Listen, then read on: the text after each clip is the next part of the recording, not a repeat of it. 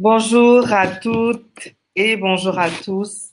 Bienvenue à ce thé spécial, thé rencontre spéciale de femmes et traditions.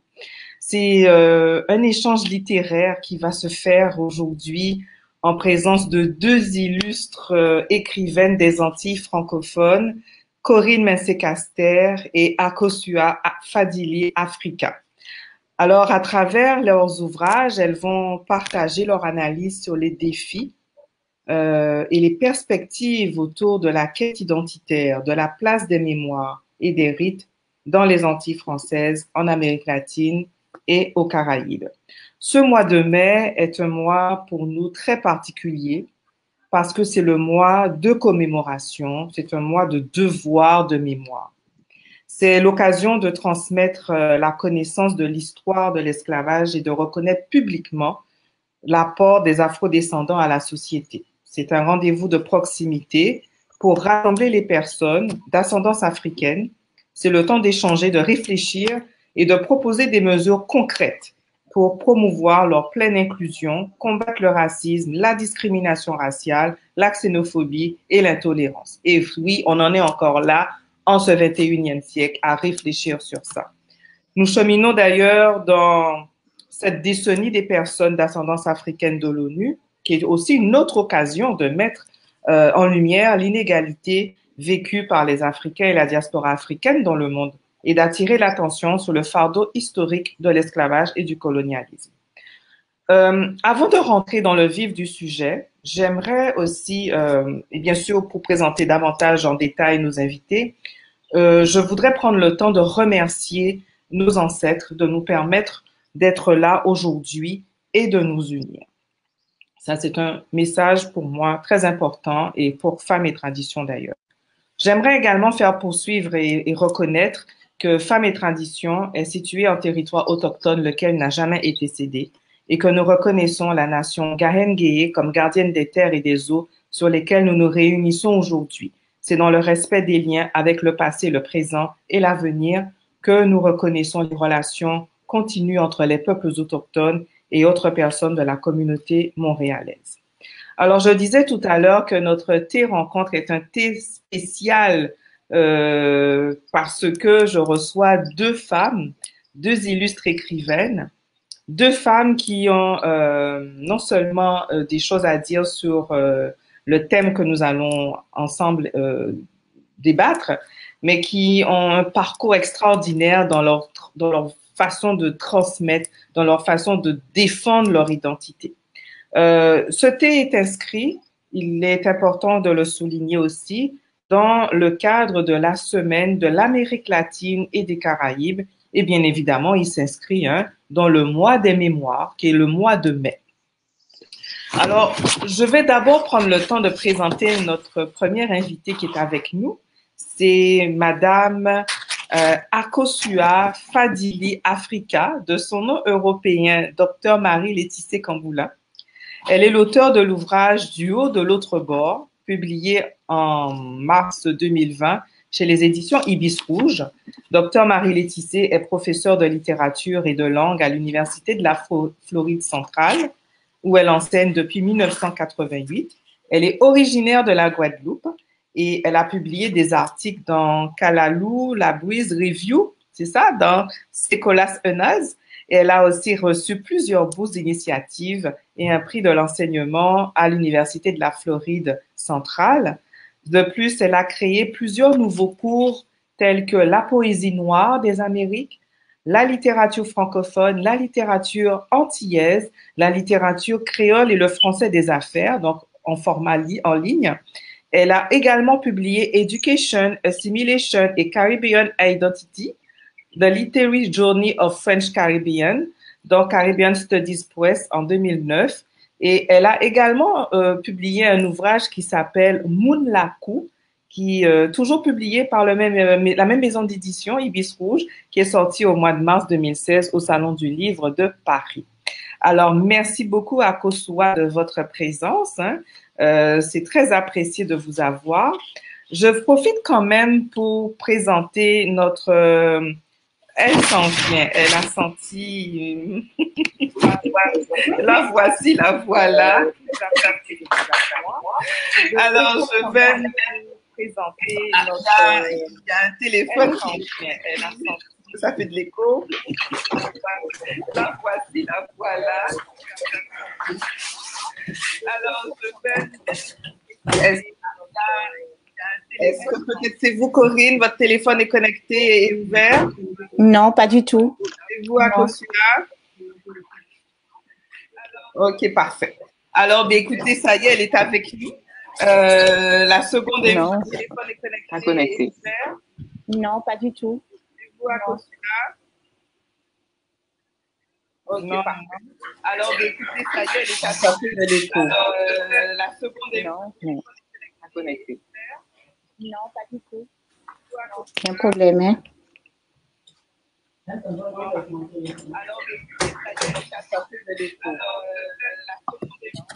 pas de mon téléphone n'est pas près de moi. Il n'est pas près de vous. Et le mien est totalement éteint. Ok, bon. Est-ce que là, ça fait de l'écho? Un petit peu. J'ai pas de mon téléphone n'est pas près de moi. Il n'est pas près de vous. Alors, on s'excuse, chers internautes, pour ce petit désagrément technique. Ça ne nous arrive pas habituellement. Non. Mais alors, on va aller de l'avant et on verra bien si ça fonctionne. Donc, ma seconde internaute, je l'ai dit, c'est Madame Corinne Mensé-Caster, qui est d'origine martiniquaise, sous le pseudonyme Mérine Seco. Elle a fait des études de philosophie et de lettres, option études médiévales hispaniques, à l'Université de Paris 13. Elle sera également agrégée d'espagnol, puis docteur en sciences du langage, avant d'être recrutée comme maître de conférence à l'Université des Antilles et de la Guyane en 1997. Médiéviste et spécialiste des littératures et langues de la Caraïbe, elle s'intéresse très tôt à toutes les formes de domination et à la question de l'autorité dans diverses sociétés. Élue en 2013 présidente de l'Université des Antilles et de la Guyane, elle démissionne de ses fonctions en 2016 pour rejoindre la Sorbonne à Paris. Elle a récemment publié son cinquième roman, Le pays d'où on ne vient pas. Elle n'en est pas à son premier ouvrage, puisque elle a eu l'opportunité de publier aux éditions Écriture La Mazurka perdue des femmes couresses en 2013, qui a été dans le prix Gilbert Gracian. Il y a l'ouvrage Au revoir Mantine, elle a été finaliste du prix Carbet 2017, Le talisman de la présidente en 2018 et D'autres vies sous la tienne en 2019. Alors voilà la présentation que je peux vous faire, chers internautes, sur nos deux invités. Je le rappelle, elles vont nous partager un peu leur analyse sur les défis, les perspectives autour de la quête identitaire, de la place des mémoires et des rites dans les Antilles françaises, en Amérique latine et aux Caraïbes. À partir de leurs ouvrages, nous allons débattre un peu. Donc, j'aimerais commencer avec vous, Mérine. Je vais vous appeler sous votre pseudonyme. Je vais commencer avec vous, Mérine. Le pays d'où on ne vient pas. Le pays d'où on ne vient pas est votre récent ouvrage, qui est un ouvrage de 296 pages environ, qui est apparu chez les éditions Écriture. Alors, de quoi parle ce livre, Mérine?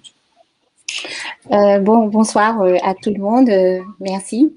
Ce livre, en fait, il parle de la manière dont on peut envisager les quêtes identitaires et il essaie de montrer que les divergences que l'on peut avoir sur la manière de se percevoir ou de se représenter ne doivent pas nous conduire à l'intolérance, à la haine ou à nous déchirer en fait les uns avec les autres, mais plutôt à chercher des voies permettant de trouver un dialogue constructif qui maintiennent les différences et qui sachent aussi respecter, on va dire, les positionnements des uns et des autres, parce que je pars du principe que l'on n'est pas exactement martiniquais ou antillais ou africain ou etc. Selon l'endroit où l'on vit, les rencontres que l'on a faites et le parcours que l'on a eu, et que il n'y a pas une manière d'être quelqu'un ou d'être d'une identité, mais plusieurs manières, Et c'est ce que j'essaie d'exposer dans cet ouvrage. Parfait. Alors, nous rentrerons d'ailleurs plus en détail dans cet ouvrage parce que j'ai des petites questions à vous poser.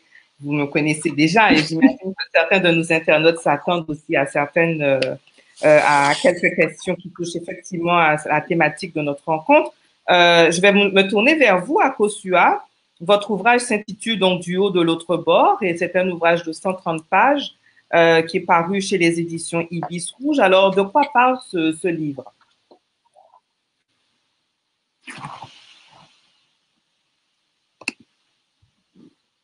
Est-ce que vous nous entendez, Akosua? Son micro est éteint. Il faudrait ouvrir votre micro. Oui.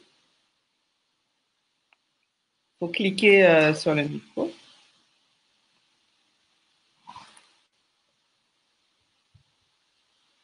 J'ai l'impression qu'elle ne nous entend pas. Est-ce que vous nous entendez, Akosua?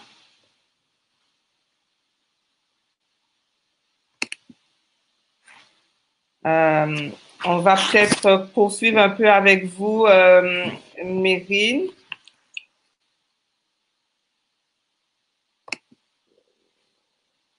J'aurais aimé qu'elle se prononce. Je pense qu'il y a un petit souci de connexion. Je suis vraiment désolée. Habituellement, les rencontres se passent très bien, mais on va aller de l'avant. Alors, je vais y aller avec vous toujours, Mérine, au sujet des questions que j'aimerais vous poser. Vous dites, vous nous avez un petit peu contextualisé dans pourquoi le livre, de quoi parle le livre, c'est dans un premier temps. On dit que l'ouvrage, en fait, aussi, dans mes recherches, on dit que cet ouvrage se présente comme un roman sur le refus des identités assignées, sur la mémoire de l'esclavage et sur le racisme, et qu'il met en scène l'action de femmes décidées à forger un projet de vivre ensemble compatible avec les tourments de la mémoire et les défis du présent. Alors, moi, j'ai une question, ça me gêne un petit peu quand j'entends, enfin, ça me gênait, hein, quand vous parlez d'identité assignée, mais surtout de refus d'identité assignée. J'aimerais vous entendre là-dessus. Quelles sont ici les identités assignées dont vous faites référence dans cet ouvrage-là? En fait, je ne fais pas référence à des identités assignées en particulier. Je dis que d'une façon générale, je prends par exemple l'exemple de mon héroïne qui a toujours grandi au Bénin et qui vient faire un séjour à Paris. Et les gens qui la croisent dans le métro lui assignent l'identité d'être quelqu'un de la banlieue parisienne. Parce que ils considèrent, voilà, ils ne connaissent pas son histoire, ils ne savent pas d'où elle vient, qui elle est, mais par rapport à des préjugés, à des stéréotypes, ils vont lui assigner le territoire de la banlieue parisienne comme espace, comme identité. Voilà, en fait, c'est un exemple pour dire que je crois qu'il est important que l'on aborde l'identité de façon plus complexe. Et je l'aborde aussi comme quelque chose qui est dynamique et pas qui est figé. C'est-à-dire que on développe en fait un certain nombre d'identités dans le temps. Et ces identités nous aident également à nous construire. Par exemple, j'ai échangé avec beaucoup de jeunes martiniquais, guadeloupéens qui ont grandi à Paris. Et ils sont parfois très frustrés lorsqu'ils rentrent dans nos pays, qu'on leur assigne l'identité de n'être ni guadeloupéen ni martiniquais, alors qu'ils se sentent profondément martiniquais et guadeloupéens dans les différences qui sont les leurs. Voilà ce que je veux dire par là. Parfait. Alors moi, dans ce que j'entends au niveau, normalement, le travail de la construction de l'identité, on dit surtout quand quelqu'un veut se construire de façon personnelle, on dit souvent que la personne doit apprendre à se réconcilier à ce qu'elle est ou ce qu'elle a été, et d'une part, à ce qu'elle voudrait être, et d'autre part, avec ce qu'elle croit que les autres voudraient qu'elle soit. Et c'est quoi? On se retrouve avec une identité donc engagée, l'identité désirée et l'identité assignée. Est-ce qu'il y aurait un écart entre justement toutes ces identités-là qui deviennent un peu complexes aussi pour quelqu'un à comprendre tout ça?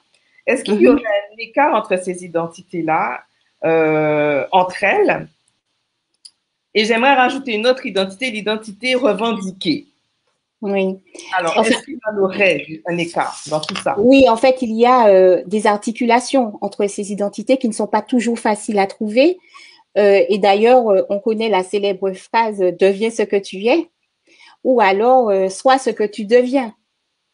Voilà, donc c'est vraiment, me semble-t-il, la manière enfin, ce qui m'importe de montrer, c'est que ce qui est intéressant, c'est que justement, on peut ne pas toujours coller à l'identité que l'on voudrait nous donner, et on peut aussi finalement se rendre compte que l'identité dont on croyait devoir se revendiquer n'est pas nécessairement celle qui nous habite, parce que la vie est riche en rencontres, en défis aussi, parce qu'il y a des défis identitaires aussi, et aussi parce que le fait de rencontrer d'autres personnes, d'autres cultures, d'autres horizons, nous enrichit et enrichit l'autre aussi de l'identité qui est la nôtre. Et donc, ces échanges me paraissent extrêmement importants aussi dans la manière de concevoir les identités qui sont les nôtres. Parfait. Alors, Akosua est revenue. On vous avait perdu, Akosua. Alors, je vous demandais, est-ce que vous pouvez nous dire de quoi parle votre ouvrage Du haut de l'autre bord, qui est un livre qui est de 130 pages environ, paru chez les éditions Ibis Rouge. Donc, de quoi parle cet ouvrage? Alors, deux choses. Déjà, je voudrais te remercier de m'avoir invité, remercier les ancêtres d'être avec moi, avec nous, pour pouvoir nous guider. Et aussi m'excuser parce que la connexion ici est assez pauvre. Et voilà, donc on va faire avec ce qu'on a. Les choses ne se passent jamais au hasard. Oui. Alors oui, j'ai écrit Du haut de l'autre bord, qui en fait est la suite de Moonlaku. Dans le roman Moonlaku, c'est le roman qui se concentre sur la vie d'une petite fille qui grandit et qui observe le monde autour d'elle et qui apprend à savoir qui elle est, effectivement, dans toute cette population différente. Et donc, elle apprend à savoir qu'elle a une place dans la société, en fait. Pas une place qu'elle a forcément choisie, mais une place, quoi qu'il en soit. Et dans Du haut de l'autre bord, nous rencontrons donc ces mêmes personnages qui ont grandi, bien sûr, parce que ça se passe à peu près une trentaine d'années plus tard. Et le roman se passe dans la ville du Moule, si vous voulez, et aussi aux États-Unis. Et le but dans ce roman, c'est de pouvoir continuer l'idée qui m'était venue qu'il n'y a pas de hasard dans la vie, que les choses se déroulent comme elles doivent se dérouler et que nous sommes là pour apprendre qui nous sommes et apprendre à fonctionner l'un avec l'autre d'une certaine façon à partir du moment où on s'accepte. Et dans Du haut de l'autre bord, cela continue, mais il y a donc un rapport avec la Guadeloupe qui est très, très, très présent. Donc, les personnages sont très, très, très attachés à la Guadeloupe et à son fonctionnement. Les personnages sont, certains d'entre eux sont très spirituels et la nature occupe une place dans cette société. Et vraiment, je ne veux pas donner tout le roman, mais nous comprenons en fait que nous ne sommes pas tout seuls à fonctionner dans cette vie, que la nature est là avec nous pour pouvoir nous supporter.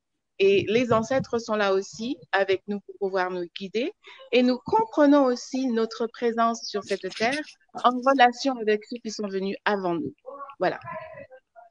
Parfait, Akosua. Alors justement, tout à l'heure, Mérine s'est prononcée un petit peu sur les identités assignées. On a parlé un petit peu de ça le temps que vous vous connectiez. Les identités assignées, les identités revendiquées, les identités qui sont qui permettent de montrer un petit peu la relation que quelqu'un pourrait avoir dans cette quête, dans cette recherche identitaire.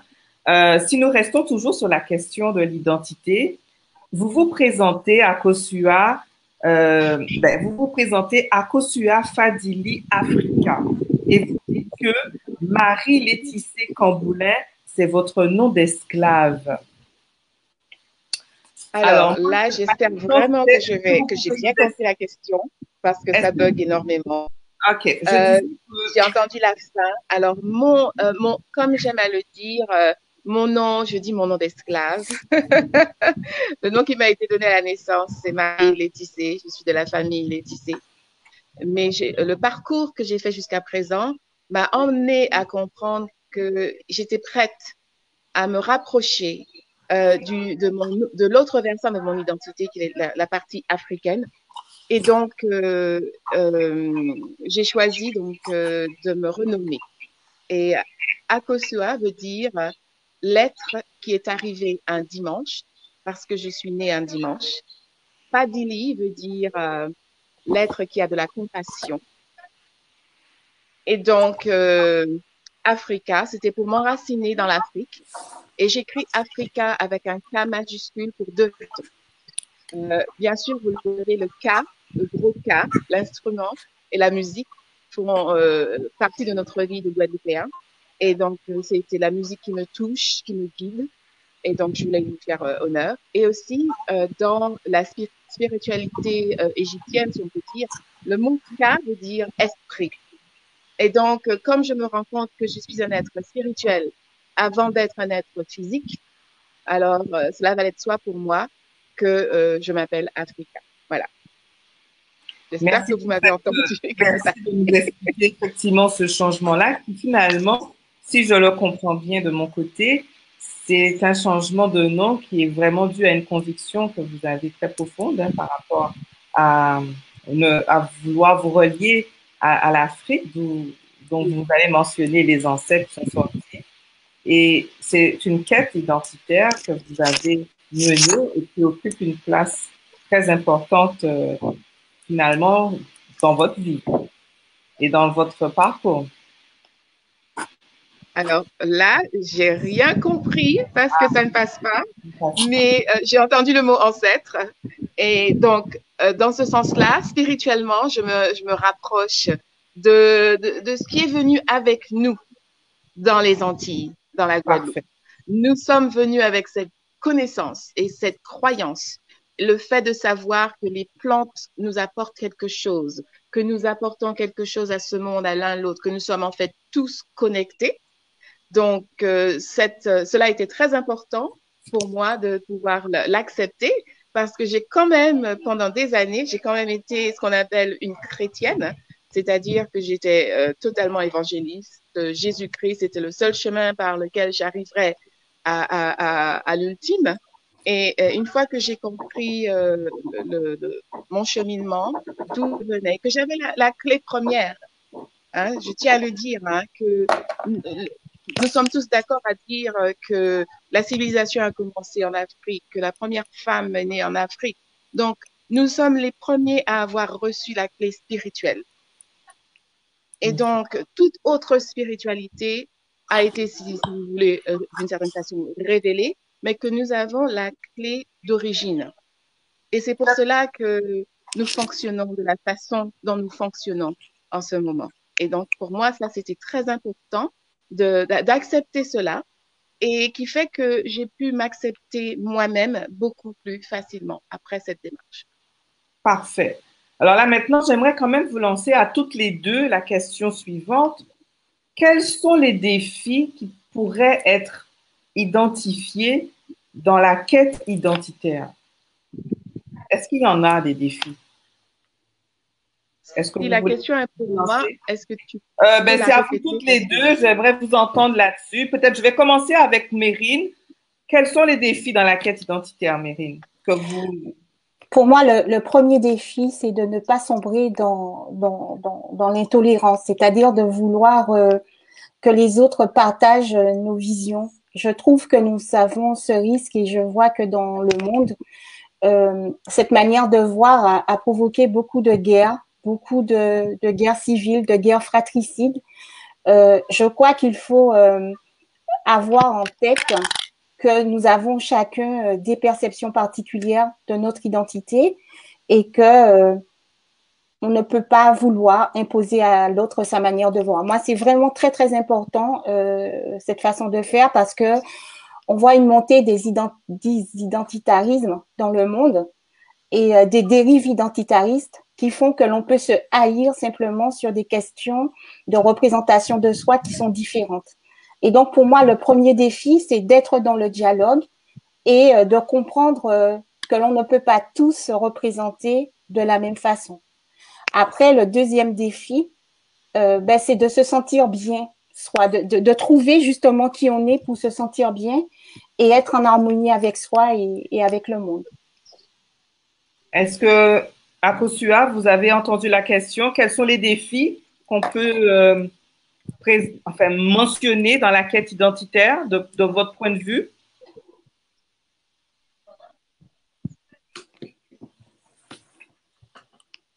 Je pense que Akosua a vraiment des difficultés à nous entendre. Je n'entends pas du tout, ça bug énormément. Je suis vraiment, vraiment désolée. Je suis au fin fond de Goyave avec un nouveau modem qui est supposé marcher, fonctionner. Et malheureusement, ça ne passe pas. J'ai pas du tout, je ne peux pas entendre ce que vous dites. Est-ce que si je vous repose la question, est-ce que là vous m'entendez si je repose la question? Quels sont les défis dans la quête identitaire? Alors, d'accord. Les défis dans la quête identitaire, c'est déjà voir qui on est parmi ceux qui sont comme nous. C'est-à-dire, je prends l'exemple de la Guadeloupe. La Guadeloupe est vraiment identité multiple, n'est-ce pas? Et nous avons ceux qui sont afrodescendants, ceux qui sont de l'indianité, ceux qui sont syro-libanais, ceux qui sont un peu partout. Alors déjà, comment savoir qui on est, qu'est-ce qu'un Guadeloupéen en fait au milieu de cela? Donc ça, c'est déjà un problème. L'autre problème, c'est de savoir aussi que nous sommes européens, n'est-ce pas? Par rapport à la France, nous avons adopté ou nous avons du mal à faire la différence entre les deux. Est-ce que nous sommes européens, français, français, guadeloupéens, guadeloupéens, français? Donc, à la base, c'est un problème de savoir qui on est. On a en majorité accepté l'identité de l'autre. Nous avons appris à nous regarder avec les yeux de l'autre. Donc, il est très, très difficile pour nous d'extirper de nous-mêmes cette identité qui accepterait un peu plus de nos origines africaines, n'est-ce pas? Ou indiennes, parce que nous sommes vraiment, vraiment très, très mélangés. Donc, cette quête identitaire n'est pas une seule ligne, c'est pas une ligne droite. Une fois qu'on est dessus, c'est ça, on est africain. Non, on n'est pas africain à 100%. On a une origine africaine, vraiment notre créativité, hein, tout ce que nous avons au niveau de la création de l'art, de la littérature, de tout ce qui est ingénierie, etc. Ben, ça nous vient d'Afrique. Tout le monde en fait, hein, à cette descendance, mais nous avons un fonctionnement européen. Donc, comment mettre les deux ensemble et aussi comment fonctionner l'un avec l'autre alors que nous avons des origines aussi différentes. Donc, je pense que nous ne sommes pas encore arrivés là. De plus, à tout cela s'ajoute la spiritualité, comme je vous dis, qui est très, très, très importante. Et je pense que notre problème, c'est qu'à partir du moment où nous avons accepté une spiritualité autre que celle que nous avions à l'origine, ben voilà, nous sommes en déstabilisation. Nous sommes en déstabilisation parce que nous avons un rapport avec l'autre qui est différent dans la mesure où nous avons accepté le Dieu de l'autre. Nous avons accepté la spiritualité de l'autre. Donc à ce moment-là, l'autre sera toujours en position supérieure à nous parce que nous allons regarder l'autre de bas en haut. Voilà. Alors, mon autre question serait, comment on se reconnaît? Comment se reconnaître? Très, très difficile. Il faut fonctionner avec ceux qui nous entourent. Il faut être spirituel. Il faut retourner à ses croyances. Il faut retourner à la nature. Et quand je dis qu'il faut retourner à la nature, on va remarquer que ce n'est pas seulement une démarche antillaise. Le monde entier est en train de se rendre compte que nous avons tout faux. que nous n'avons pas respecté le fonctionnement de la nature. Et à partir du moment où nous n'avons pas respecté le fonctionnement de la nature, nous sommes en déstabilisation. Donc, comment se reconnaître? C'est une démarche qui continue encore. C'est une démarche qui n'est pas terminée et qui, pour beaucoup, pas encore commencé. Hein? Ou on va à l'extrême en se disant qu'on est carrément seulement des Africains, ou on reste européen dans la mesure où nous avons une éducation assimilatrice. À travers l'éducation que nous avons reçue, nous avons appris à nous... Wow, on l'a perdue, elle était en plein argumentaire. Est-ce que Mérine, je vous retourne la question aussi, comment se reconnaître? Moi, je pense que voilà que le débat sur l'identité ne doit pas occuper tout l'espace non plus, parce Oui. que on a eu plusieurs propositions. On a vu la négritude, on a vu l'antillanité, on a vu la créolité. Ensuite, on a eu le tout monde, etc. Donc, on voit bien que c'est une quête infinie qui ne s'arrêtera pas.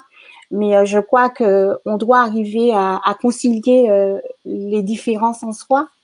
On a eu des apports différents et voilà, je crois qu'il faut vivre avec ces apports différents, considérer ça comme une richesse. Et on a la chance justement de pouvoir se relier à l'Afrique. On est en relation avec l'Europe. On vit aux Antilles dans un bassin caribéen où d'autres peuples comme nous ont eu aussi ces mélanges avec en plus la civilisation amérindienne qui a aussi laissé des traces chez nous. Donc voilà, je crois que toute cette richesse nous constitue et qu'elle nous permet justement de ne pas dresser un mur entre nous et l'autre, mais d'accueillir l'autre en nous en espérant que progressivement, on va sortir de ces fixités, on va dire, identitaires, de ces crispations identitaires qui font que finalement, on peut se dresser les uns contre les autres alors qu'avant tout, on est des êtres humains. Je crois que c'est fondamental. D'ailleurs, c'est ce qui nous rassemble et c'est ce qui fait aussi que nous puissions vivre en harmonie avec la nature. C'est que nous partageons tous cette nature qui nous est commune. Et l'écologie, pour moi, c'est forcément un humanisme. Ça ne peut pas être autre chose.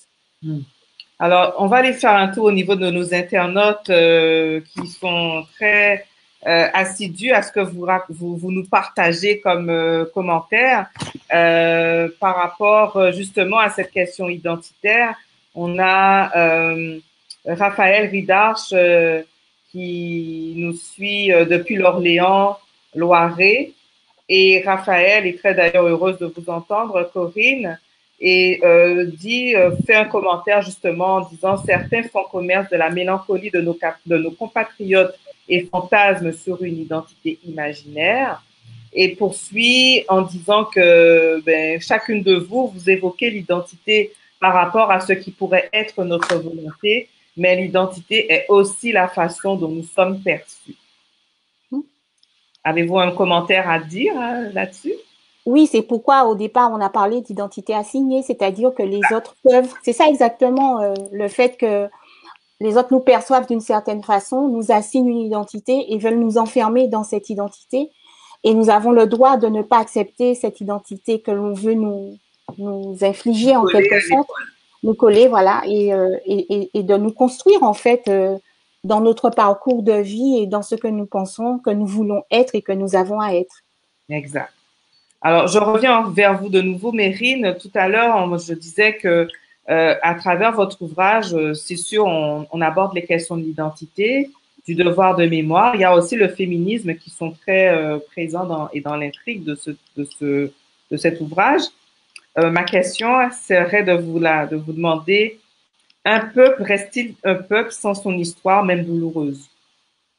Non, justement, c'est pourquoi je mets en scène dans le roman une sorte de science-fiction, on va dire, puisqu'une délégation veut fournir des petits cachets pour faire oublier justement, pour effacer la mémoire douloureuse et c'est pourquoi se met en place une sorte de résistance qui veut, de femmes notamment, qui veulent montrer que nous devons affronter notre passé pour construire notre présent et nous projeter dans l'avenir. Je crois que c'est vraiment très, très important d'assumer ce passé qui est peut-être douloureux, mais de ne pas non plus le ressasser. Parce que si on le ressasse trop, finalement, on tourne le dos à l'avenir et on n'en sort pas. Alors, je crois qu'il y a parfois une gestion douloureuse de la mémoire et qu'il peut y avoir aussi un enfermement dans la mémoire. Et l'autre versant serait d'avoir la tentation de faire comme si tout cela n'avait pas existé, d'être dans une forme de déni pour ne pas souffrir et vivre sans, on va dire, cette mémoire du passé qui nous harcèle en fait parfois.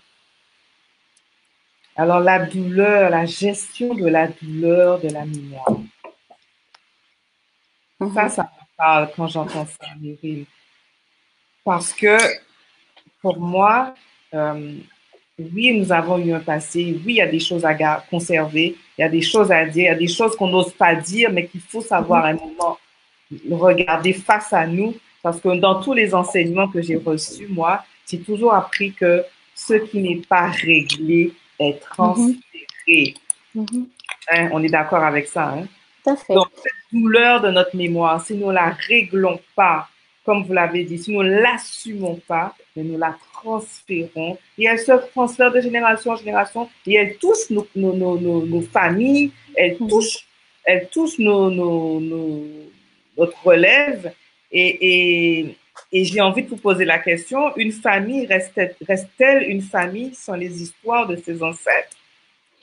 Non, mais nous avons en fait eu dans notre histoire antillaise, je crois qu'on a tous connu des familles dans lesquelles il était difficile d'évoquer la misère, la honte, etc. Le fait parfois de ne pas maîtriser le français, enfin l'impression des fois de n'être même pas un homme.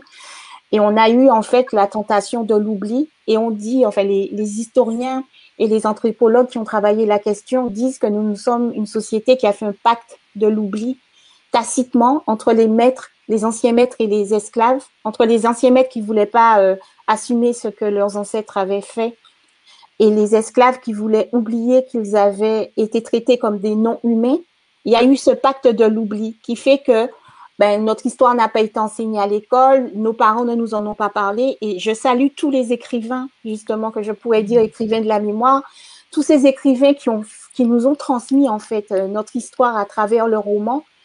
Parce que moi, par exemple, quand j'étais petite, j'entendais ma grand-mère dire entends Robert, mais je savais pas ce que ça voulait dire. Je ne comprenais pas que c'était l'amiral Robert, etc. Parce que, en fait, personne ne m'en avait parlé. Je ne savais pas. Et c'est quand Raphaël Confiant a écrit son livre Le Nègre et l'amiral que j'ai su qui était l'amiral Robert, tout ce qui s'était passé, etc. Et donc, du coup, je crois qu'il faut connaître ce passé. Il faut que ce passé soit enseigné à l'école, aussi compliqué soit-il.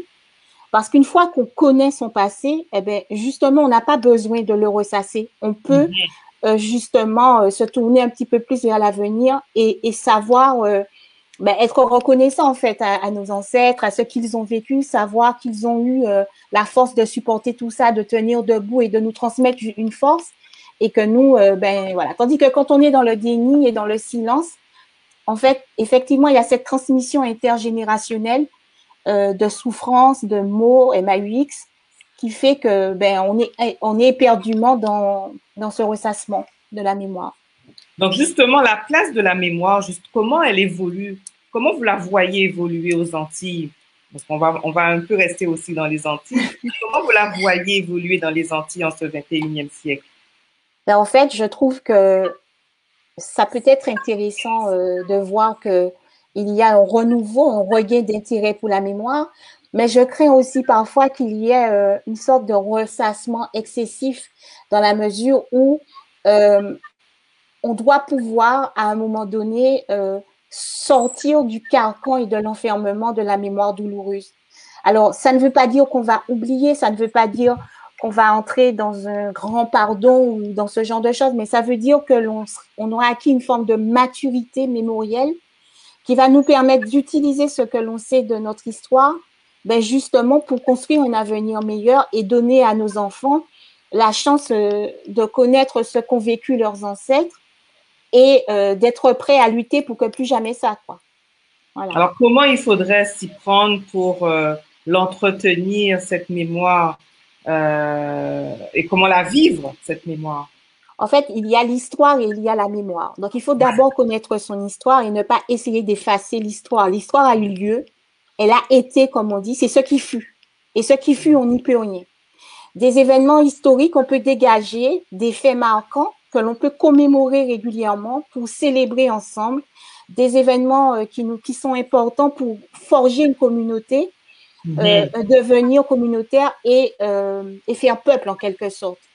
Et puis à l'école, justement, si cette histoire est enseignée à l'école et si les générations que nous sommes, nous pouvons en parler plus librement que les générations qui nous ont précédés à nos enfants, et à travers des livres, à travers des événements, les emmener, par exemple, leur expliquer le 22 mai, le 27 mai, enfin voilà, qu'ils aient des dates en tête, voilà, et qu'ils sachent ce qui s'est passé et qu'ils sachent aussi d'où ils viennent, qu'ils connaissent ce voyage de l'Afrique vers les Antilles à travers donc toute cette histoire de traite négrière, qu'ils sachent aussi qu'il y a comment on s'en est sorti, tout le travail autour de l'abolition de l'esclavage dont on a, et puis nos héros, Oui, on les célèbre aussi et qu'il n'y ait pas que les héros des autres, on va dire aussi. Donc, nous avons eu de grandes figures et souvent, les générations actuelles les connaissent peu. Voilà. Donc, je pense que c'est important de leur transmettre aussi cette mémoire-là. Akosua nous a rejoint. Est-ce que vous nous entendez? Je vous entends. Je vais essayer de répondre à cette question aussi rapidement que possible avant d'être coupée. Alors, comment vous l'aviez entendu, hein? Je la formule plus pour vous. Comment la mémoire est retenue? Voilà, donc je rejoins Corinne dans ce qu'elle dit, mais en même temps, je vais ajouter que trop souvent, on met la responsabilité du devoir de mémoire, du travail de mémoire sur celui qui a été mis en esclavage, sur celui qui souffre de traumatisme, etc. Et pour moi, ce devoir de mémoire, ce travail de mémoire doit être aussi fait de ceux qui sont de l'autre côté, du dominant, ceux qui ont dominé. En fait, c'est eux qui ont les clés, c'est eux qui établissent les lois, c'est eux qui dirigent le monde, si on veut dire. Eux aussi doivent faire un devoir de mémoire pour savoir accepter et reconnaître leur part dans ce qui s'est passé avec les dominés. Et ils doivent dire la vérité. Et nous devons arriver donc à une certaine forme de respect mutuel des deux côtés et respectant l'humanité de l'autre. Je pense que si tant qu'on n'aura pas fait ce travail, tant que le dominant n'aura pas accepté son rôle dans la chose et n'aura pas fait ce travail de mémoire pour dire oui, effectivement, c'est ce qui s'est passé. Oui, effectivement, nous le reconnaissons. Oui, effectivement, nous ne voulons plus que cela se passe et que nous respectons ce que nous avons dominé pendant tout ce temps-là. Et rien ne changera. Le devoir, le travail de mémoire doit venir des Européens, en fait, en majorité. Parce que nous le faisons tout le temps. Et est-ce que ça change, hein? Nous faisons ce travail. Le mois de mai, nous commémorons, nous rappelons, donc nous retombons dans souffrance. Et l'autre côté vit sa vie, va son petit bonhomme de chemin. Et je pense que nous devons l'interpeller et lui dire, écoute, tu as une part dans toutes ces choses. Et pas seulement que tu acceptes, oui, j'ai une part, mais que tu fasses quelque chose, que tu fasses ce travail de mémoire ouvertement pour dire, oui, voilà, nous l'avons fait. C'est comme ça que ça s'est passé. C'est comme ça que nous profitons d'un système qui a été mis en place il y a des siècles, mais ce système nous sert jusqu'à aujourd'hui. Nous le reconnaissons et nous allons faire tout ce qu'il faut pour pouvoir changer la donne afin que tout le monde soit accepté. Alors, j'avais une autre question pour vous, justement. Comment gérer la mémoire pour qu'elle ne devienne pas une culpabilisation? Et je trouve qu'il y a... Bon, apparemment, c'est pas très bien passé. Il y a Jean-Luc Hert qui un peu pose la question un peu comme moi, mais il dit comment gérer la douleur de la mémoire quand le présent rappelle de la façon insistante le passé. Et moi, je voulais vous demander, mais comment on gère justement cette mémoire pour qu'elle ne devienne pas une culpabilisation? Je pense qu'on se rejoint un peu, Monsieur Hert, dans la formulation. Qui veut répondre? En fait, ça dépend. La culpabilisation, c'est-à-dire que bon, on a porté une forme de culpabilité en tant que colonisés et esclavisés, puisque quelque part, les générations qui nous ont précédés, en tout cas certaines personnes des générations qui nous ont précédés, avaient honte de parler du passé comme si c'était de leur faute, parce qu'on sait très bien qu'il y a toujours une forme de culpabilité qui reste chez les victimes. Mais la victime d'un viol, parfois, et la société aussi fait en sorte qu'on puisse être coupable, se sentir coupable dans la mesure où on dit toujours quelque part qu'il n'y a pas de fumée sans feu. On va dire ça comme ça pour résumer. Donc, l'absence de culpabilisation, enfin, pour gérer pour arriver à sortir de cette culpabilisation qui, je pense, est en train quand même d'être moins forte, je crois qu'il faut connaître l'histoire, savoir ce qui s'est passé, qui a fait quoi, et justement pouvoir montrer que nous avons su, que nos ancêtres ont su mettre en place des stratégies et des dispositifs pour obtenir leur libération. Et donc, ensuite, se positionner pour se reconstruire et nous transmettre des choses. Après, Akosua parlait du dominant.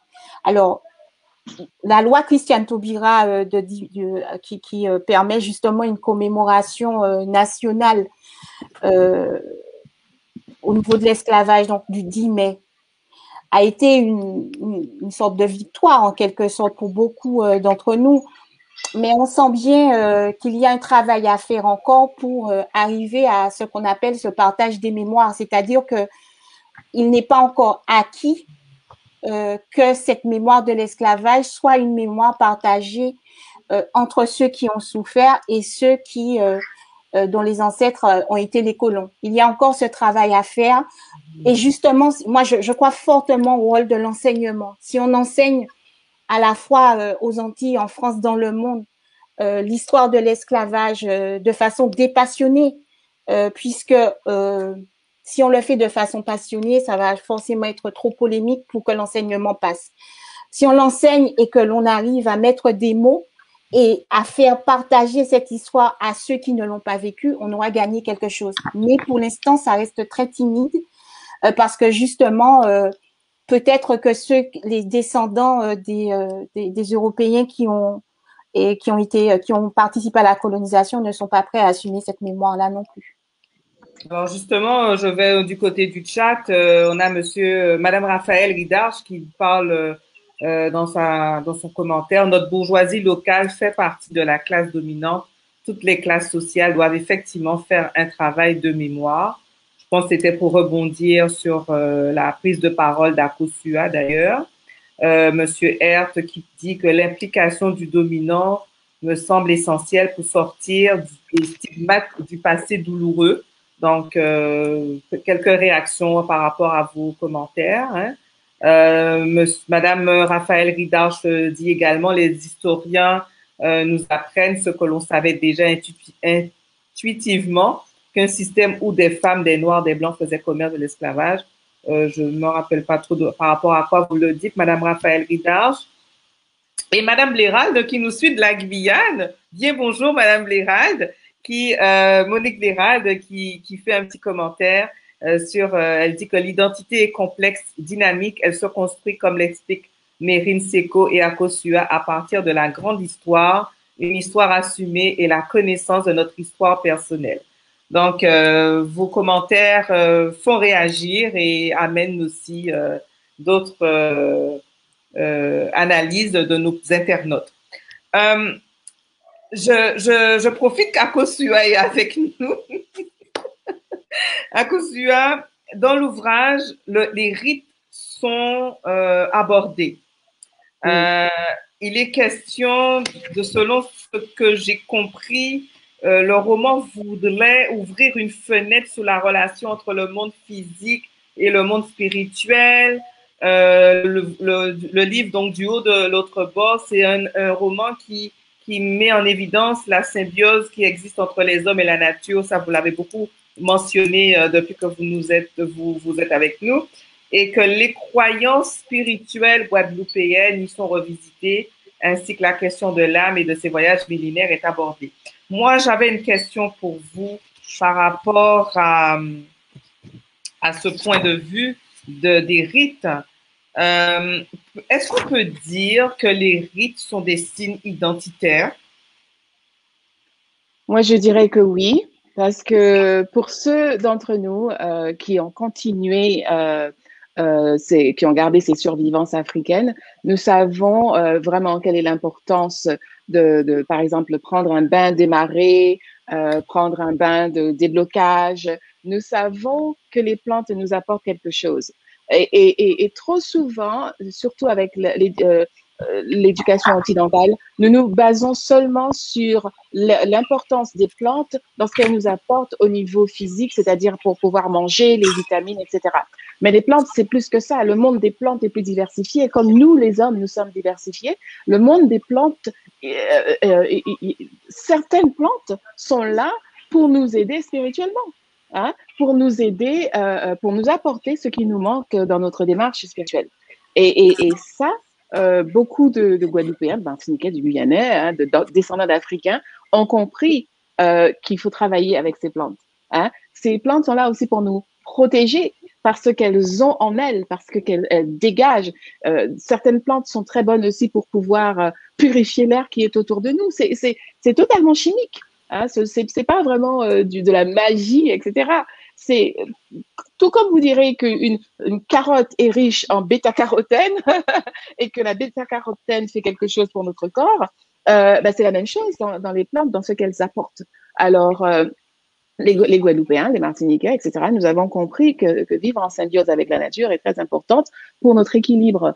Et je crois que c'est comme ça que nous allons trouver la solution et répondre aux questions que nous nous posons au niveau de notre identité. Alors, est-ce que l'activité rituelle a pour objet essentiel J'espère qu'on m'a entendu.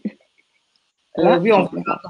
Donc, je vous demandais, et je pose la question à vous deux, hein, même si, voilà, est-ce que l'activité rituelle a pour objet essentiel d'établir ou de produire, de renouveler des identités individuelles et collectives? Je pense que ces rites, on les retrouve chez les Indiens, on les retrouve chez les Afro-descendants, on les retrouve même chez ceux qui pratiquent le catholicisme. Quand vous allez à l'église, le prêtre fait certains gestes. Par exemple, à la fin d'une messe, il fait ce genre de geste qu'il appelle l'envoi. Hein? Et quand vous prenez un bain des marais, vous allez par exemple dans la mer, pour pouvoir vous baigner et parler à la mer. Le sel de la mer fait son travail. Vous partez, quand vous partez, vous jetez tout en arrière. C'est l'envoi aussi. C'est la même chose, mais un œil qui n'est pas averti ne va pas comprendre ce genre de démarche et nous appelons ça des rites. Mais est-ce que nous appelons manger et boire des rites? Non. Donc, prendre des bains, avec la nature, utiliser des feuilles pour faire des tisanes, etc. Moi, pour moi, c'est pas des rites, c'est vivre avec ce que la nature nous propose. Et c'est comme ça que nous vivons dans notre plénitude. Voilà. Avez-vous un commentaire, Meryl, au sujet des rites? En fait, je crois qu'on attendez, je crois qu'il y a un petit souci là. Ouais. Vous m'entendez? Oui. Oui. Oui, je crois que de toute façon, toutes les sociétés ont toujours eu des rites et que contrairement à ce que l'on peut penser, ces rites ne sont jamais les mêmes d'une génération à une autre parce que toute tradition évolue. Et je suis pour que les rites se maintiennent, mais de façon évolutive, parce qu'au bout d'un moment, ce que je constate aussi dans la face cachée des rites, c'est que parfois on accomplit les rites en ayant perdu le sens de ce qu'ils sont. Et c'est très important de renouveler ce sens et de lui donner aussi de nouvelles significations par rapport à, puisque rien n'est figé, tout évolue, et donc les rites aussi doivent s'adapter au monde tel qu'il avance. Sinon, on fait des gestes et on ne sait plus quel est le sens de ces gestes. On est en fait transformé on est comme des robots. Et bon, moi, j'ai très peur aussi de ça. Mais on s'entend, elles permettent de construire l'identité. Oui, elle rassemble, ça rassemble. Mais je veux dire que si on ne redonne pas du sens pour les jeunes générations, par exemple, des fois, voilà, quand j'étais petite, on m'emmenait, je faisais des choses, on me disait fais telle chose, je faisais, mais ça n'avait pas de sens pour moi. Je pense que pour que les rites puissent garder du sens, il faut qu'on leur redonne du sens et qu'on écoute aussi ce que les jeunes générations ont à nous dire par rapport à ces rites, parce qu'on a tendance à dire ah, les jeunes ne s'intéressent à rien, etc. Mais je trouve aussi que souvent, ils ont des messages à faire passer qu'on n'entend pas et ils pourraient aussi réactualiser, redonner de la vitalité à des rites en y intégrant de nouvelles choses que eux vivent. Je suis très attentive à ce que disent les jeunes parce que je trouve qu'on ne les écoute pas assez. Très bien, très bien. Alors, moi, je dirais, allez-y. je dirais,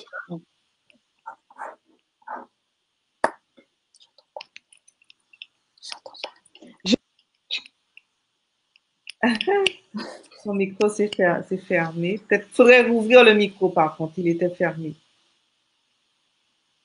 Il faut l'ouvrir. Voilà, allez-y. Alors, je disais que la démarche identitaire doit passer par la transmission, en fait. Hein? C'est vrai que les rites changent avec le temps, mais il y a quand même la nature ne change pas. La nature demeure. Si l'homme ne l'a pas changé, hein, avec tout leur truc de GMO, MSG, etc., la nature, elle est là. Elle fait toujours la même chose. Donc, la transmission, en transmettant aux jeunes ce que nous avons appris des ancêtres, nous pouvons continuer dans notre démarche identitaire et à comprendre qui nous sommes, où nous sommes. Parce que là où nous sommes… Allez, vas-y, Corinne. Non, je voulais dire que pour moi, justement, le rite, il est culturel. Il n'est pas naturel. Le rythme est culturel puisqu'en fait, il a été forgé par des hommes au sein d'une culture. Donc, on peut transmettre l'amour de la nature. On peut transmettre, on va dire, des valeurs qui sont liées à la nature. Mais quand on transmet des rites, on transmet quelque chose que les hommes ont forgé. C'est pourquoi les rites sont différents d'une société à une autre, même si la nature peut être la même pour tous. Et justement, s'il est important de transmettre, il est important aussi de donner du sens à ce que l'on transmet. C'est extrêmement important, me semble-t-il, parce que parfois on se contente du geste et la signification qu'il y a derrière le geste reste opaque pour le jeune à qui on la transmet. Du coup, il se désintéresse de ce rite. Il y a un mouvement qui s'effectue actuellement à la Guadeloupe où la jeunesse est très, très inclue, où elle essaie de comprendre ce que les anciens faisaient pour pouvoir, en fait, savoir qui ils sont et avoir la force de continuer. Alors, quand je parle de transmission, c'est de ce que je parle. Et quand je parle de la nature qui ne change pas, ce que je veux dire, en fait, c'est que là où nous sommes, tout ce qui est endémique à là où nous sommes, c'est ce qui est là pour pouvoir nous servir. Et que cette jeunesse qui travaille avec les anciens comprennent cette démarche et en apprenant donc le rôle des plantes, des plantes qui guérissent, des plantes qui protègent, de la nourriture et aussi de respecter comment cultiver, comment planter des choses. Hein? Nous arrivons mieux à pouvoir savoir qui nous sommes et tout cela fait partie de la démarche identitaire actuelle telle que je l'observe à la Guadeloupe maintenant. On a une question, on a un petit commentaire ici de Raphaël qui dit « Les rites sont souvent utilisés comme des services à nous rendre et sont désincarnés. Certains prennent un bain pour réussir un examen. On est dans un esprit consumériste de rites. » Que dites-vous de ça? Ben oui, c'est ce que j'essayais de dire. À partir du moment où on va faire on aura une approche, on peut avoir une approche mécanique ou effectivement, comme dit Raphaël, désincarner du rite où le rite doit servir à obtenir quelque chose. Ça peut être ça aussi. Des fois, c'est ça aussi. Et c'est pourquoi il faut retrouver le sens profond de ce rite, pourquoi il a existé au départ et comment il s'est transformé et comment nous pouvons nous l'approprier pour lui redonner encore du sens et pas simplement essayer d'en faire une sorte de formule magique. Alors, elle poursuit avec le commentaire que vous voyez, la nature n'est pas là pour nous servir, nous sommes la nature, tout comme les plantes, les animaux, les astres. Je pense que ce serait important de rappeler à nos internautes que nous sommes en présence donc de Corinne Massé-Caster, de son pseudonyme euh, Mérine Seco. Seco, qui est donc l'auteur de l'ouvrage du haut de l'autre bord. Non, le pays d'où l'on ne vient pas. D'où l'on ne vient pas. Mon Dieu, j'y arrive. Le pays d'où l'on ne vient pas. Donc, c'est un ouvrage qui a été publié cette année, hein, un ouvrage de 296 pages paru chez les éditions Écriture. Si vous ne l'avez pas encore eu en main, je peux toujours vous faire une petite lecture du synopsis pour vous permettre de comprendre de quoi il s'agit. Alors, la quatrième de couverture dit « De son père, Fémi ne sait rien ou presque. Face au silence de sa mère, la jeune béninoise se lance à la recherche de ses origines. Après une étape en banlieue parisienne, elle gagne la Martinique, patrie de son père. Menant une enquête pour la réalisation d'un documentaire, Fémi découvre une société en proie au malaise, traumatisée par la colonisation et l'esclavage qui rendent difficile la construction d'un récit sur ses origines. Sur place, elle apprend l'arrivée d'une délégation composée d'administratifs et de scientifiques. Leur objectif, effacer la mémoire collective et individuelle des habitants pour briser leurs revendications liées aux réparations de l'esclavage et à la néocolonisation qui s'accélère. Se met alors en place une farouche rébellion féminine. De Bénin à Paris et de Paris aux Antilles, ce roman met en scène, entre amitié, secret de famille et souffrance, l'action de femmes décidées à forger un projet de vivre ensemble compatible avec les tourments de la mémoire et les défis du présent. Donc, ça vous donne une idée de l'avant-goût, hein, si vous envisagez de vous procurer cet ouvrage-là. Il est accessible en ligne, hein, Mérine. On peut se le procurer sur toutes les plateformes. Il est aussi dans les librairies aux Antilles. Aux Antilles, mais en ligne aussi pour ceux qui en sont ligne, oui, bien sûr. En ligne. Amazon, la FNAC, j'imagine. On peut se le procurer et l'avoir aussi en version numérique. Okay. E-book, ouais. Aussi, on peut l'avoir en version. Concernant l'ouvrage de Akosua, donc là, c'est du haut de l'autre bord, s'intitule cet ouvrage. Il est donc publié aussi cette année chez les éditions Ibis Rouge. C'est un ouvrage de 130 pages. Alors, pour vous mettre un peu dans le contexte, un joueur de gros cas guadeloupéen vient de mourir.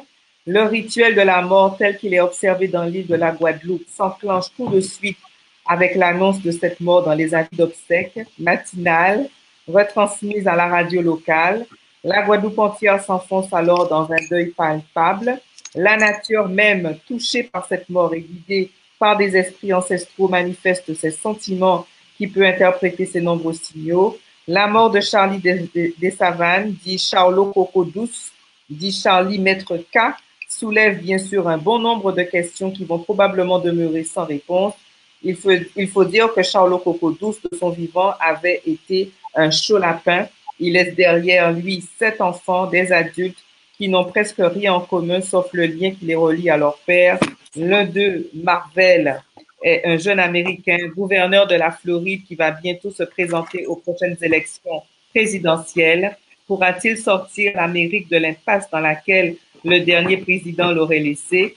Marvel est aussi accompagné de sa mère Evelyne, une Jamaïcaine qui a été l'amour de la vie de Charlie. La rencontre entre ces deux personnages soulève la question du hasard, de la destinée et du choix que nous avons de vivre notre propre vie. Ce roman ouvre une fenêtre sur la relation entre le monde physique et le monde spirituel. Les morts auraient-ils une influence sur les vivants? La nature est-elle consciente? Du haut de l'autre bord est un roman qui met en évidence la symbiose qui existe entre les hommes et la nature, ainsi que tous ces éléments. Et donc, les croyances spirituelles guadeloupéennes y sont revisitées et la question de l'âme et de ses voyages millénaires est abordée. Alors, pareil, Akosua, c'est un ouvrage qui est disponible aussi sur les plateformes numériques en ligne. On peut se le procurer en ligne. Et on peut l'acheter aussi dans les librairies sur place. Alors, il nous reste quelques minutes pour finir 2-3 petites questions avec vous. J'aimerais savoir si vous pouvez nous partager une citation. Est-ce que vous avez une citation? Numérique, je ne sais pas. On peut... Est-ce que vous auriez une citation qui vous inspire le plus, mesdames?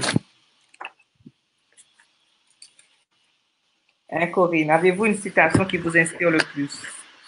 Qui fait que...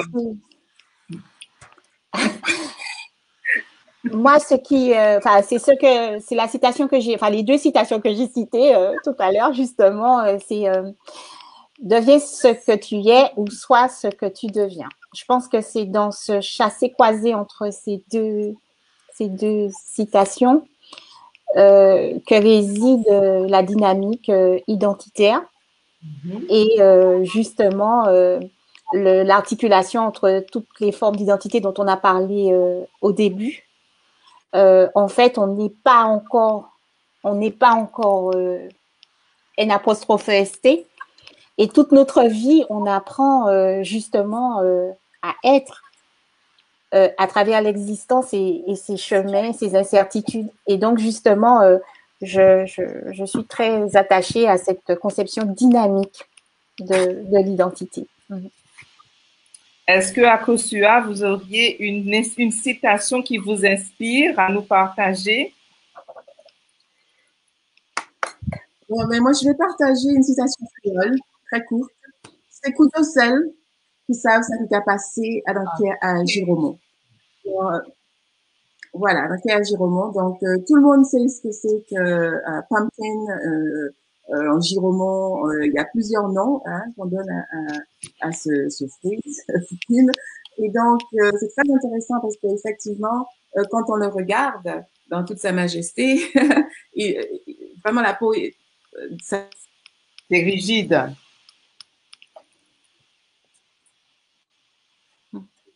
Vous m'entendez toujours? Oui, vous m'entendez?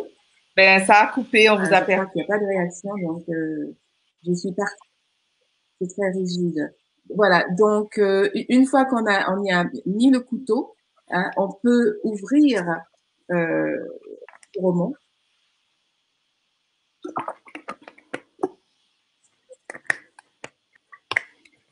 Allez-y, tentez, on est là, on est en live.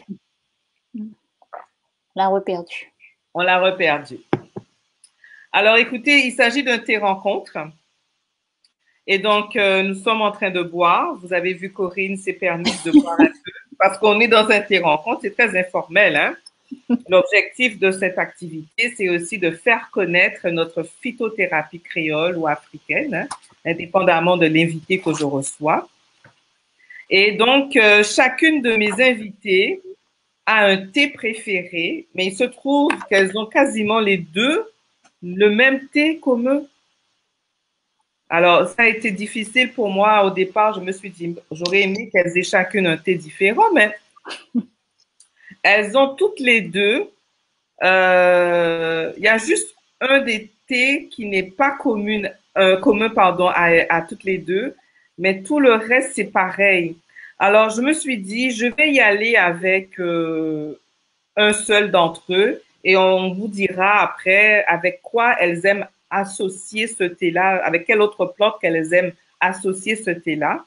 Et je vais donc, on va pas vous dévoiler le thé comme ça. On veut aussi tester vos connaissances sur nos plantes. Qu'est-ce que vous savez de nos plantes? Donc, ça va être une sorte de devinette. Je vais vous décrire le thé. Raphaël, vous allez écouter. Vous allez écouter de quel thé il s'agit et vous allez chercher là, pendant que je vous décris ce thé, vous allez voir si vous trouvez vous aussi le nom de ce thé. Je pense que j'ai fait 2 présentations parce qu'il y avait 2 thés qui ressortaient dans dans ce qu'elles aiment. Alors, on va voir déjà si vous trouvez le premier. Alors, je suis appelée verveine des Indes. Je suis une plante tropicale utilisée comme plante aromatique tant grâce à mes tiges que grâce à mes feuilles qui présentent un goût prononcé et caractéristique de citron. Je suis un pilier de la cuisine asiatique où je trouve une place d'honneur dans une multitude de recettes. On ne connaît pas mon pays d'origine, mais à l'heure actuelle, je suis cultivée dans nombre de pays à travers le monde pour mes qualités gustatives comme pour mes applications médicinales. Mes longues feuilles vertes, pâles et mes tiges creuses, bulbeuses à la base, peuvent s'épanouir en pleine terre comme en pot dans la mesure où le climat est tempéré et où l'arrosage est généreux. Mes propriétés médicinales et les nombreux... Vous commencez à donner des réponses, j'ai pas fini.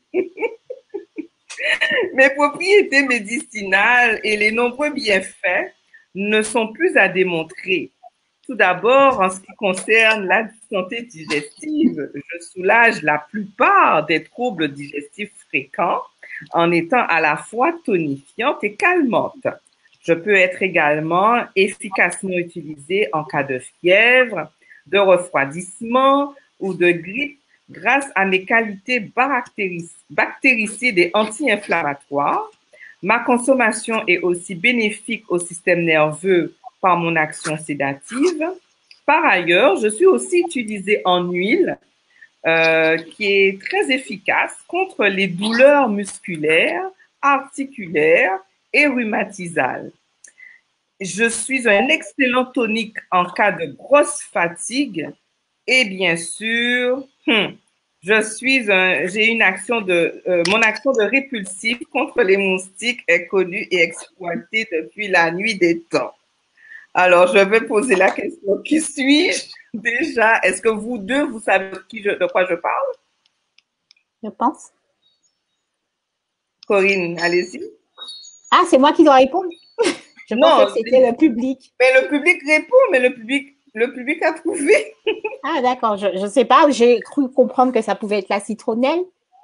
Oui, c'est bien ça. C'est la citronnelle. Ils ne vont pas laisser finir. Ils étaient déjà tous sur leur clavier en train d'écrire la réponse. Oui, vous avez trouvé. C'est parfait. Donc, je vois qu'il y a des connaisseurs.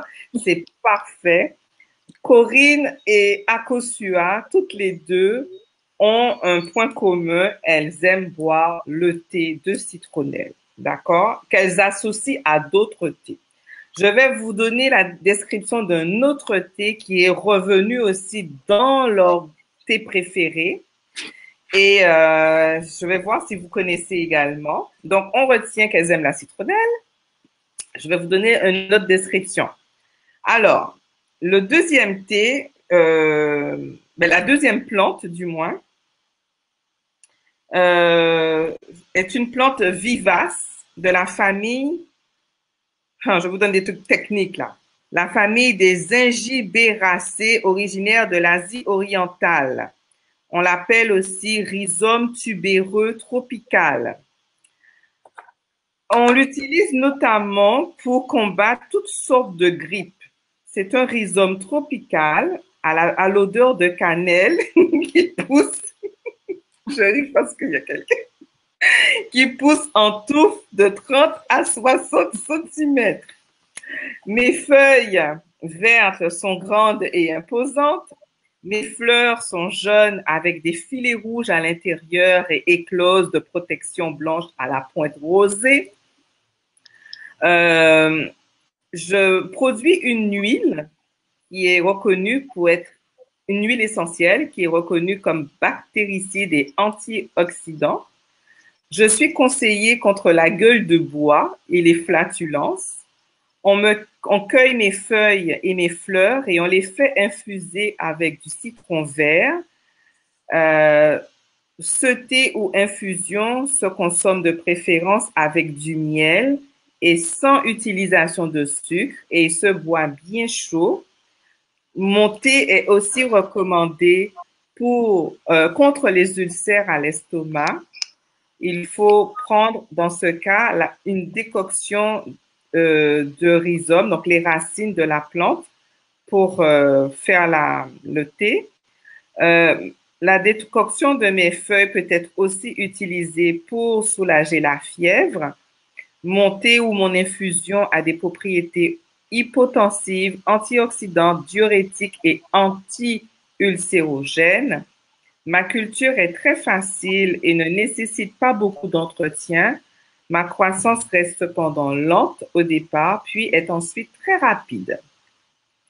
Alors, Raphaël, vous avez donné tellement de propositions et je crois que vous en avez une qui est bonne dans vos réponses.